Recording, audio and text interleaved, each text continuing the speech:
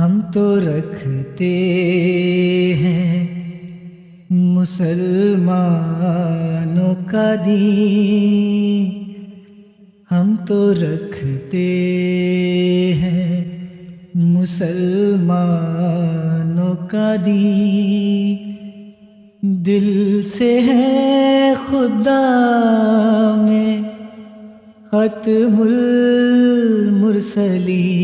احمدیہ مسلم جماعت اور ڈاکٹر معید پیرزادہ یہ آج کے پروگرام کا موضوع ہے۔ گزشتہ کچھ عرصے سے احمدیہ مسلم جماعت کا میڈیا میں خاصا ذکر ہو رہا ہے۔ میڈیا میں بات کرنے والوں میں اکثریت ایسے مذہبی انتہا پسندوں کی ہے جو احمدی مسلمانوں کا نام سنتے ہی سیخ پا ہو جاتے ہیں، اور وہ احمدیوں کو نہ تو احمدی کہنے کے روادار ہے نہ ہی مسلمان، قادیانی اور مرزائی کہہ کر اپنے دل کا غبار نکالتے رہتے ہیں۔ ان مذہبی انتہا پسندوں کے ساتھ ساتھ پاکستان میں اعتدال پسند، تعلیم یافتہ اور مذہب کے بارے میں گہری سوچ بوجھ رکھنے والا طبقہ بھی ہے، جو میڈیا میں اپنے پروگرام پیش کرتا رہتا ہے۔ ایسے ہی معتدل مزاج تعلیم یافتہ طبقے سے تعلق رکھنے والے میڈیا پرسن میں ڈاکٹر معید پیرزادہ بھی شامل ہے۔ ان کے اصل موضوعات بین الاقوامی تعلقات، ملکی اور غیر ملکی سیاست کے گرد گھومتے ہیں، لیکن چند ایک مرتبہ انہوں نے احمدیہ مسئلے پر بھی لب کشائی کی ہے۔ چند روز قبل معید پیرزادہ صاحب نے اپنے ایک ویلاگ میں احمدیوں کے بارے میں پھر کچھ باتیں کی ہیں۔ باقی باتوں سے قطع نظر انہوں نے ایک بات بہرحال اس دفعہ بالکل مختلف انداز سے کی ہے۔ تو ناظرین، پہلے آپ ان کی مختلف انداز سے کی جانے والی اس بات چیت کو سن لیں، تو پھر میں اس بارے میں اپنی رائے بھی دینا چاہوں گی۔ I agree to the point کہ یہ ایک یونیک قسم کی سچویشن ہے پاکستانی مائنڈ کے لیے کہ احمدیہ اپنے آپ کو مسلمان کہتے ہیں جبکہ باقی لوگ ان کو غیر مسلم سمجھتے ہیں، اور ایک فائن لائن ہے اور ایک ڈسٹنکشن ہے، اور جس وجہ سے یہ جھگڑا بچتا ہے۔ اگر آپ لوگ چاہیں گے تو میں آپ کے سامنے اس کی بڑی ڈیٹیل تفصیل رکھوں گا کہ کیسے یہودیت اور عیسائیت کے درمیان میں بھی شروع کے 200-250 سال میں اسی قسم کا جھگڑا تھا۔ اس کی وجہ یہ ہے کہ حضرت عیسیٰ علیہ السلام نے کبھی اپنے آپ کو عیسائی نہیں کہا، انہوں نے کسی سیپریٹ مذہب کی تبلیغ کی ہی نہیں، وہ کسی مذہب کے دائی تھے ہی نہیں، وہ محض ایک جوش ریفارمر تھے، اور ان کی کروسیفکشن کے بعد بھی اگلے 70 برس تک کم از کم لوگوں نے اپنے آپ کو عیسائی نہیں کہا۔ ان کے اپنے بھائی جن کو بعد میں بھی کروسیفائی کر دیا گیا تھا، میرا خیال ہے انہوں نے بھی کبھی اپنے آپ کو عیسائی نہیں کہا، اور وہ مسلسل ایک جوش ٹیمپل یا جوش تعلیمات کی ریفارم کی بات کرتے تھے۔ تو اگلے 200-300 برس کے اندر ایک جھگڑا یہ تھا کہ ریلیجس پلیس کون سی ہے، کیونکہ وہ بھی اپنی ریلیجس پلیس کو سیناگوگ کہتے ہیں۔ سیناگوگ انفیکٹ کسی بلڈنگ کا نام نہیں تھا، سیناگوگ کا مطلب ایک کانگریگیشن، ایک کمیونٹی گیدرنگ تھی۔ تو جو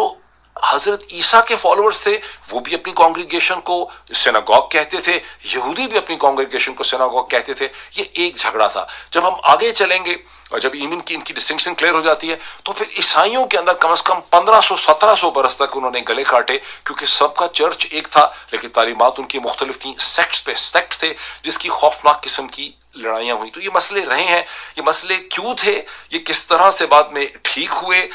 اس کا حل کیسے نکلا، میں اس کے اوپر بہت تفصیل سے بات کرتا ہوں۔ ناظرین، اپنے معید پیرزادہ صاحب کی گفتگو سنی، انہوں نے یہودیت اور عیسائیت کے درمیان جھگڑوں کی بات کی ہے، جو کہ ایک تاریخی حقیقت ہے، اور واضح رہے کہ ان جھگڑوں کا حوالہ احمدیہ مسلم جماعت کے پیروکاروں پر پاکستان میں ہونے والی زیادتیوں پر اپنی بات کے درمیان نے دیا ہے۔ یہودیت اور عیسائیت کے درمیان ان جھگڑوں کا پس منظر جاننے کے لیے ضروری ہے۔ ڈاکٹر معید پیرزادہ صاحب یہودیت اور عیسائیت کے عہد نامہ جدید اور عہد نامہ قدیم کے استثنا باب 15 آیت 18 اور 19 کو ضرور پڑھ لیں، جس میں درج ہے کہ خداوند نے کہا کہ وہ تیرے ہی بھائیوں میں سے میری مانند ایک نبی برپا کرے گا۔ موسیٰ علیہ السلام کی اس پیشن گوئی میں ایک شرعی نبی کے آنے کی پیشن گوئی موجود ہے۔ اسی طرح قرآن مجید کی سورہ المزمل آیت 15، اور اگر بسم اللہ کو بھی آیت گن لیں تو پھر آیت نمبر 16 بنتی ہے، اور اس کا ترجمہ کچھ یوں ہے کہ یقیناً ہم نے تمہاری طرف ایک رسول بھیجا ہے جو تم پر نگران ہے، جیسا کہ فرعون کی طرف بھی ہم نے ایک رسول بھیجا تھا۔ ان دونوں حوالوں کا مختصراً مقصد اتنا ہی ہے کہ ڈاکٹر معید پیرزادہ صاحب اگر یہودیت اور عیسائیت کے جھگڑوں کے درمیان کوئی تحقیقی پروگرام کرنا چاہے تو یہ بات ذہن میں ضرور رکھے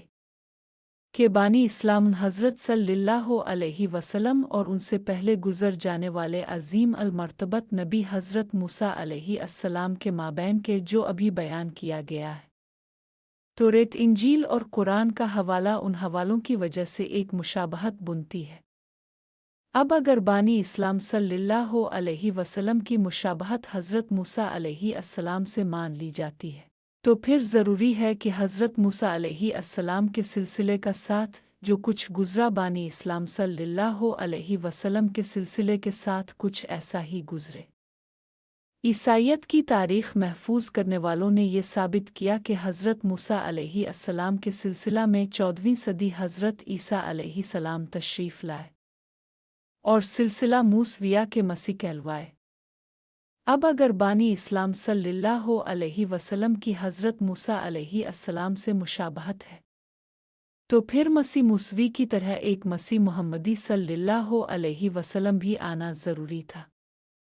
جو کہ 14ویں صدی میں ہی ظاہر ہوتا۔ اسلام کی تاریخ اٹھا کر دیکھ لے، 14ویں صدی میں بانی سلسلہ احمدیہ حضرت مرزا غلام احمد علیہ السلام نے مسیح محمدی صلی اللہ علیہ وسلم ہونے کا دعویٰ کیا۔ ان کے دعوے کے بعد سے کیا کسی اور نے کبھی مسیح محمدی ہونے کا دعویٰ کیا ہے اور کیا اس کے پیروکار موجود ہے؟ اور آج اس وقت تک اگر کوئی ایسے دعوے دار یا اس کا کوئی سلسلہ یا پیروکار موجود ہوں تو ان کو سامنے لایا جائے۔ اب جیسے ڈاکٹر معید پیرزادہ صاحب نے بھی اجاگر کیا ہے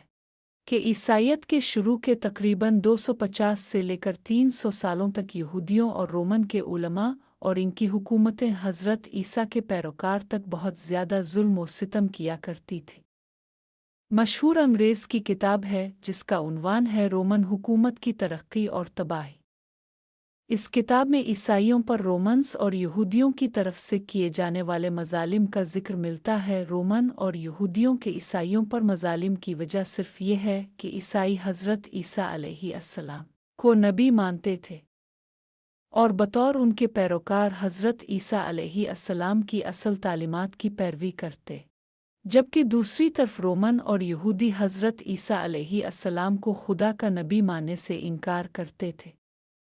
رومنز حکومتوں کی طرف سے کئی مرتبہ عیسائیوں کی پرسیکیوشن کے لیے قوانین بھی بنائے گئے،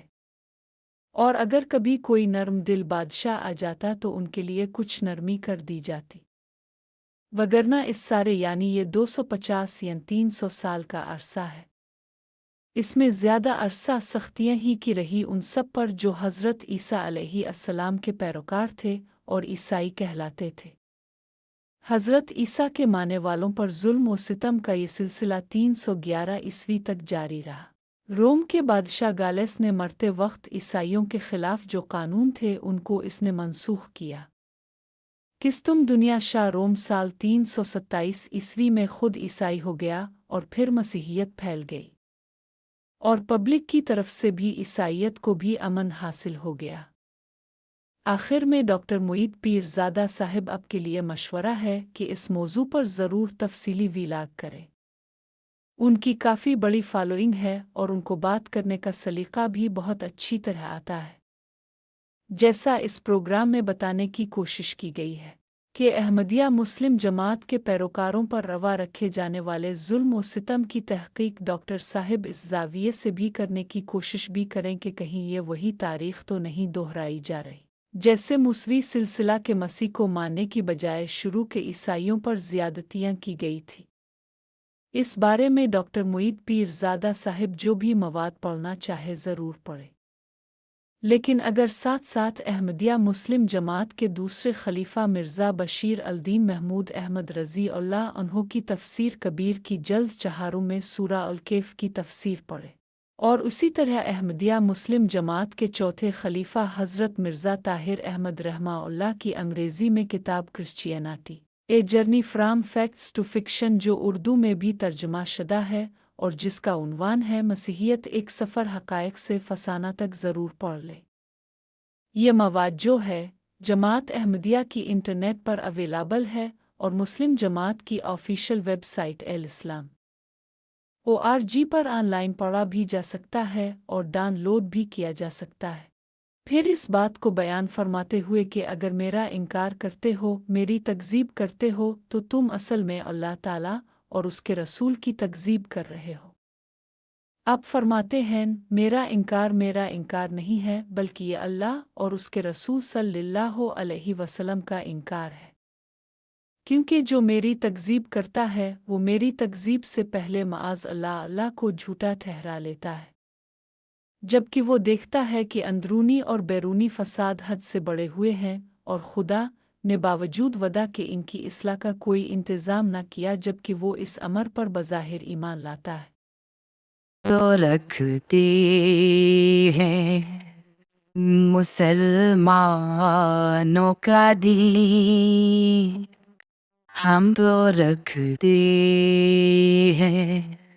مسلمانوں کا دل،